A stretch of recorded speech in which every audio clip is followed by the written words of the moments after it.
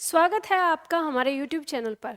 यहाँ पे मैं कुछ प्रश्न लेकर आई हूँ, छात्र के डाउट हैं।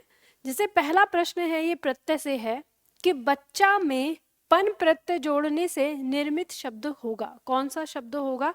तो यहाँ दिया है बच्चापन, यहाँ दिया है बचावन, यहाँ दिया है बचावपन या बचपन।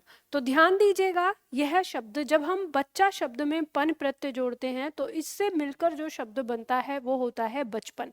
अब यहाँ आपका प्रश्न ये है, आप ये जानना चाहते हैं कि ये किस विधि से बना है। तो देखो, कुछ शब्द हमारे ऐसे हैं जो प्रत्यय में जब लगते हैं जिसमें हम इस नियम को सही ढंग से नहीं पहचान पाए कि यह शब्द हमारा किस तरह से बन रहा है। तो जैसे आपका जो प्रश्न है ये कि जैसे मान लो हम समाज शब्द में हम अगर इक प्रत्यय जोड़ते हैं तो इससे यह शब्द हमारा सामाजिक बन जाता है, क्योंकि हमारे जो ये प्रत्यय है ये क्या करता है, एक प्रत्यय अंतिम वर्ण को हटाकर आप स्वयं जुड़ जाता है और प्रथम शब्द में जो प्रथम स्वर होता है उसमें दीर्घ परिवर्तन कर देता है। तो ये एक तरह से नियम से बना हुआ शब्द है। अब यहाँ आप जानना चाहते हैं कि जो बच्चा शब्द है उसमें पन जुड़ा तो ये किस तरह से बना। तो देखो, इसको सही ढंग से हमारी किताबों ने नहीं समझाया है कि यह किस प्रकार से बना है। तो ऐसी स्थिति में आप इसको याद रख लीजिए कि बच्चा शब्द में हमने पन जोड़कर बचपन शब्द बनाया है, और जो ये बचपन शब्द बना है इसमें प्रत्यय कौन सा लगा है? पन लगा है। और इसमें शब्द क्या है? तो मुख्य शब्द इसमें बच्चा है। तो इस तरह से आप इसको पहचान सकते हैं।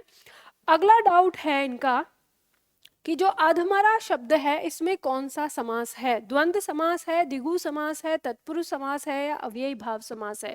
तो इस प्रश्न का जो उत्तर होगा वो अव्ययी भाव समास होगा। अब ये कैसे हुआ है तो ये आपको समझना है। यहाँ पर जो अध है ये उपसर्ग है, तो ध्यान दीजिएगा, यहाँ अधमरा, मरा मतलब कैसा कैसा मरा है? आधा मरा है। जो इस पे फोकस जो है वो हमारे पूर्व पद पे जा रहा है, तो ये हमारा पूर्व पद प्रधान हो रहा है यहाँ पर। और जिसका पूर्व पद प्रधान होता है वो हमारा समास अव्ययी भाव होता है। ठीक है, तो अव्ययी भाव समास हमारा हो जाता है। तो यहाँ पे अध ये एक क्या है? अपने आप में एक उपसर्ग है।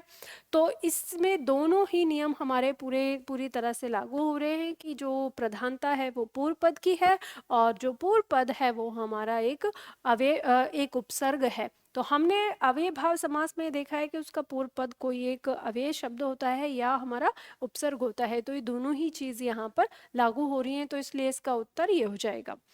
आगे हमारा प्रश्न है समास से कि भव सागर में कौन सा समास है? शब्द दिया है भव सागर में कौन सा समास होगा? विकल्प कह रहा है तत्पुरुष समास है, अव्ययी भाव समास है, द्वंद्व समास है या कर्मधारय है। तो इसका उत्तर कर्मधारय है। तो ये जानना चाहते हैं कि कर्मधारय कैसे है। तो अब इस बात को ध्यान दीजिएगा कि भव सागर क्या होता है। तो देखो, ये दो शब्दों से मिलकर बना है, भव प्लस सागर। तो ये क्या है? ये भव रूपी सागर है। क्या है ये? भव रूपी सागर जो हम बात करते हैं। और यहाँ पे भव का मतलब क्या है? इस सृष्टि से है। ठीक है, किससे है? सृष्टि। ये जो दुनिया है, ये जो समाज है, ये जो संसार है, मतलब आप इसे संसार भी कह सकते हैं। तो ये संसार रूपी जो सागर है उसे हम भवसागर कहते हैं। तो अब ध्यान दीजिएगा कि यहाँ पे ये हो गया हमारा मुख्य वस्तु यानी उपमेय, और इसकी उपमा हम किससे कर रहे हैं? वो सागर से कर रहे हैं, तो सागर हो गया उपमान। तो जो आपका कर्मधारय समास होता है इसकी विशेषता होती है कि इसके दोनों पदों में या तो उपमेय उपमान का संबंध हो। ठीक है, उपमेय उपमान का या तो इसका संबंध पाया जाता है या विशेषण विशेष्य का संबंध पाया जाता है। विशेषण विशेष्य का संबंध पाया जाता है तो वो हमारा क्या होता है? कर्मधारय होता है। तो यहाँ पे वही नियम लागू हुआ है भवसागर में। ठीक है, चलिए आगे शब्द है हमारा। अगला प्रश्न है कतर ब्योंत में कौन सा समास है? विकल्प कह रहा है द्वंद्व समास है, विकल्प कह रहा है द्विगु समास है, विकल्प कह रहा है तत्पुरुष समास है, विकल्प कह रहा है बहुव्रीहि समास है। तो ध्यान दीजिएगा, इसका उत्तर जो है वो द्वंद्व समास है। अब आप जानना चाहते हैं कि इसमें द्वंद्व समास कैसे हुआ। तो देखो, कतर ब्योत क्या होता है? जब हम कहते हैं कतर ब्योत मतलब एक तरह से चुगलीबाजी करना, यानी कुछ कुछ बातें करना उधर से। तो वो ये जो शब्द है कतर ब्योत, ये एक तरह का सहचर शब्द है, ये शब्दों में आता है। सहचर शब्द है, तो सहचर शब्द जो हमारे आते हैं वो आते हैं हमारे द्वंद्व समास के अंदर, हम जानते हैं। और सहचर शब्द होने के साथ ये हमारे द्वंद्व समास का समाहार द्वंद्व समास बन जाता है। तो दोनों ही इसमें आपको उत्तर मिल जाते हैं। तो ये ध्यान देना है कि जो हमारा द्वंद्व समास होता है वो शब्दों के मध्य या तो विलोम शब्द होता है, या तो पूरक होता है, या तो फिर सहचर होता है। तो यहाँ जो ये शब्द है ये सहचर है, दोनों कतर और ब्योत। कतर और ब्योत ये जो शब्द हैं ये दोनों एक दूसरे के सहचर हैं, साथ आते हैं, साथ आके ही वो शब्द का भाव देते हैं, तो इसलिए इनमें द्वंद्व समास है। अगला आपका प्रश्न है, महोष्ण शब्द का संधि विच्छेद चयन करना है। शब्द दिया है महोष्ण, तो आप इसमें बहुत आसानी से पहचान सकते हो। देखो विकल्प दिया है, आप विकल्प के जरिए जाते हैं। अगर आपने संधि अच्छे से समझी है तो विकल्प के जरिए जा सकते हैं, नहीं तो आप इसकी पहचान के जरिए भी जा सकते हैं। शब्द में दिया है महो, यानी ओ दिया हुआ है, तो हमें पता है कि ये जो ओ है हमारा किससे बन सकता है, किस संधि का है, किससे बन सकता है। तो हम जानते हैं कि किसी अ या आ का मेल अगर किसी लघु या दीर्घ ऊ से हम करते हैं तो हमारा उत्पन्न विकार ओ होता है, जो कि हमारी गुण संधि का है। तो यहाँ पे हमारी ये गुण संधि है। अब हम यहाँ पर देखते हैं कि हमें एक तरफ आ और एक तरफ ऊ चाहिए, तो यहाँ कौन सा जोड़ा है जिसमें ये चीज आ रही है।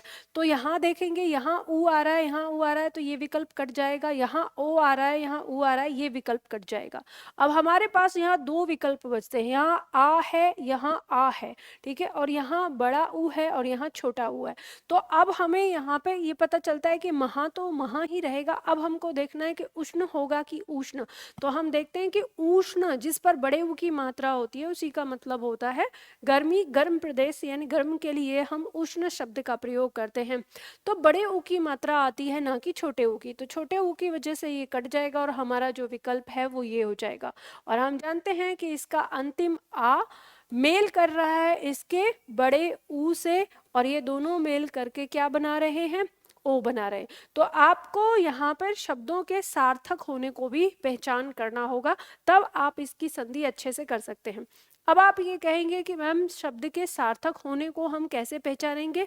तो सार्थक होने की पहचान आप तब करते हैं जब मैं आप लोगों को संधि पढ़ाती हूँ और जब कहती हूँ कि आपको इनका अभ्यास करना है। अब तो जब बहुत सारे शब्दों का आप अभ्यास करते हैं तो आपके सामने दोनों शब्द आते हैं, यानी ये जो प्रथम शब्द है ये भी और जो द्वितीय शब्द है ये भी, इन दोनों शब्दों के जब वर्णों को आप मेल करते हैं, जिस तरह से मैं आप लोगों को पढ़ाती हूँ उस तरीके से अगर आप चलते हैं तो वहाँ पे संधि आपको बहुत अच्छे से समझ में आ जाती है। और चाहे फिर आप संधि विच्छेद करें, चाहे आप कुछ भी करें, आपको वो अच्छे से समझ में आ जाएगा। ठीक है, तो उम्मीद करती हूँ आपको अपने प्रश्नों के उत्तर मिल गए होंगे।